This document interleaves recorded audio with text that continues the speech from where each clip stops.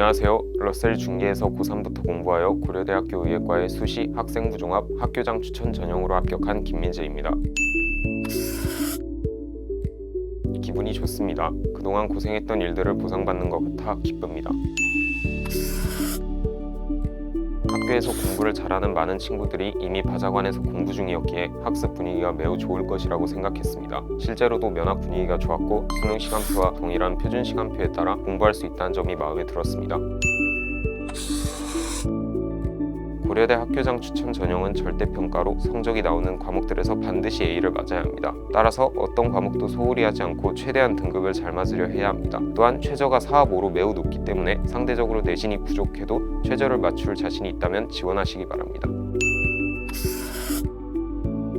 정시를 노리는 학생은 국어와 수학이 가장 중요하지만 고려대 최저 4합 5를 노리는 학생이라면 영어와 과탐이 제일 중요합니다. 상위권이라면 국어 수학은 상대적으로 1등급을 맞기 쉽지만 과탐에서 절대 등급이 깎이지 않도록 과탐의 비중을 수학만큼 높게 가져가시길 바랍니다.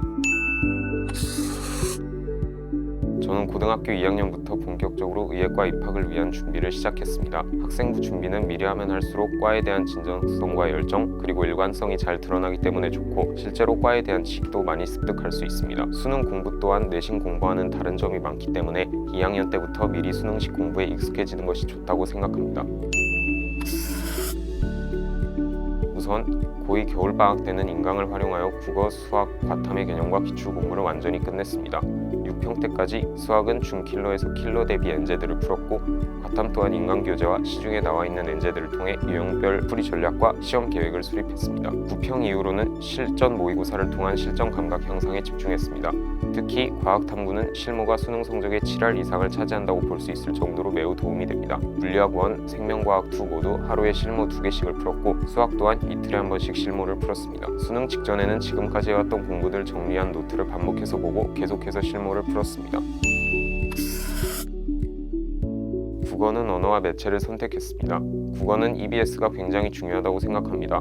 특히 이번 수능에서 문학은 도산 12곡, 음지의 꽃 등 연계 공부를 열심히 했다면 정말 읽지도 않고 풀 수 있을 정도의 작품과 문제들이 나왔고 비문학에서도 법률 지문과 기술 지문은 연계 교재를 읽어봤다면 배경 지식의 도움을 적지 않게 받을 수 있었습니다. 그렇기 때문에 EBS 교재는 중요도와 관계없이 정말 마르고 닳도록 봐야 한다고 생각합니다. 수능 직전에 제일 불안한 과목이 국어인데 EBS의 내용이 머릿속에 박혀있다면 불안감을 상당히 해결할 수 있습니다. 수학은 미적분을 선택했습니다. 수학은 양치기가 중요하다고 생각합니다. 수학은 정말 문제를 많이 풀면 풀수록 사고력이 길러지고 시간을 줄이는 깨알 같은 방법들도 무의식적으로 체화됩니다. 다만 수학은 과학탐구처럼 시간을 억지로 줄이려 노력할 필요는 없습니다.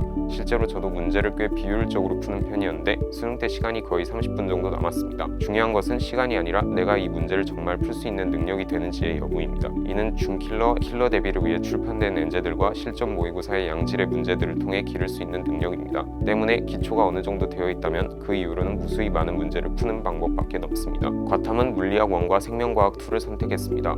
과학탐구는 실무가 매우 중요합니다. 물리학 1에서는 시중에 나와 있는 모의고사를 모두 풀었는데 좋기 120개 정도는 넘을 거라고 확신합니다. 생명과학 2 역시 100회 이상의 모의고사를 모두 풀었습니다. 손목시계를 3시 35분부터 4시 37분까지 맞추어 정말 수능처럼 풀었고 시계바늘이 37분을 지나는 순간 바로 멈추어 채점하고 오답을 붙였습니다. 과탐은 시간 관리가 매우 중요하기에 문제를 풀었다고 하더라도 실전에서 쓰기 어려운 방법이거나 비효율적인 풀이라면 강사나 해설지의 효율적인 풀이를 습득하고 자신의 풀이를 버릴 각오가 되어 있어야 합니다. 때문에 맞은 문제도 모두 풀이를 확인하여 실전과 연습의 차이를 줄이려고 노력했습니다. 저에겐 생명과학 2가 가장 어려운 과목이었습니다. 2과목 특성상 시중 자료가 많지 않고 공부법에 대한 정보도 1과목에 비해 훨씬 부족하기 때문이었습니다. 과학탐구 8과목 중 화학 2와 함께 최악의 타임어택을 자랑하는 생명과학 2인 만큼 평소 공부할 때 시간 체크를 반드시 하여 실제 현장감을 구현했습니다. 실제로 수능에서도 저의 목표 등급인 3등급을 받을 수 있었습니다. 쾌적한 환경, 철저한 관리, 표준 시간표 그리고 체계적인 출결 관리가 학생의 습관 유지와 면학 분위기 조성에 큰 도움이 되었다고 생각합니다. 또한 전용 와이파이 덕분에 인강을 데이터 걱정 없이 원하는 만큼 볼 수 있었습니다. 심야 자습 제도와 장학 혜택이 좋았습니다. 특히 제가 다닌 HS반은 원래 학원비의 절반 가격으로 다닐 수 있었기에 경제적 부담이 훨씬 줄었습니다. 또한 늦은 밤 집에서 공부하다 보면 집중력이 떨어질 때가 많은데 바자관의 심야 자습 제도는 이를 극복할 수 있도록 해주었습니다. 담임 선생님께서 늘 자신감을 북돋아 주시는 말씀을 해주셨는데 심신이 불안정한 고3 학생들에겐 이런 따뜻한 말들이 큰 힘이 된다고 생각합니다. 저는 국평 수학에서 85점을, 물리에서 41점을 받았습니다.